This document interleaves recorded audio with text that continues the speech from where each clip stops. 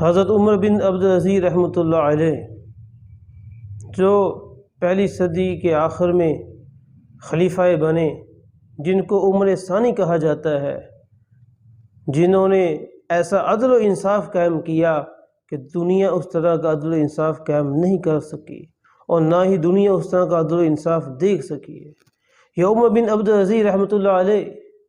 ان کو زہر دیا گیا تھا، جس کی وجہ سے یہ بے ہوش ہو گئے۔ حکماء، اطباء وہ ان کے پاس بیٹھے ہوئے تھے، ان کا علاج کر رہے تھے۔ ایک طبیب نے کہا کہ عمر بن عبدالعزیز رحمۃ اللہ علیہ کو جو زہر دیا گیا ہے وہ زہر اپنا اثر کر گیا ہے، اب ان کا بچنا وہ ناممکن ہے۔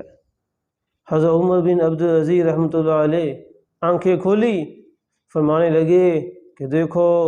جس کو زہر نہیں دیا گیا وہ بھی نہیں بچ سکتا، موت اس کو بھی آئے گی۔ اللہ قرآن میں فرماتے ہیں اینما تکونوا یدرککم الموت ولو کنتم فی بروج مشیدہ، تم جہاں کہیں بھی چلے جاؤ، مضبوط گھروں کے اندر تم بیٹھ جاؤ، موت وہاں بھی آ جائے گی، موت وہاں آ کر بھی تم کو اچک لے گی۔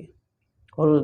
ایک جگہ پر اللہ تعالیٰ قرآن جی کے فرماتے ہیں قل ان الموت الذی تفرون منہ فانہ ملاقیکم، آپ فرما دیجئے بے شک موت سے تم بھاگ نہیں سکتے، جتنا بھی بھاگنا چاہتے ہو بھاگو، موت آ جائے گی اور تم کو پکڑ لے گی۔ عربی کا شاعر کہتا ہے اذا المنیۃ انشبت اظفارها، کہ جس وقت موت اپنے پنجے گاڑتی ہے، کوئی دوائی، کوئی دوا، کوئی دعا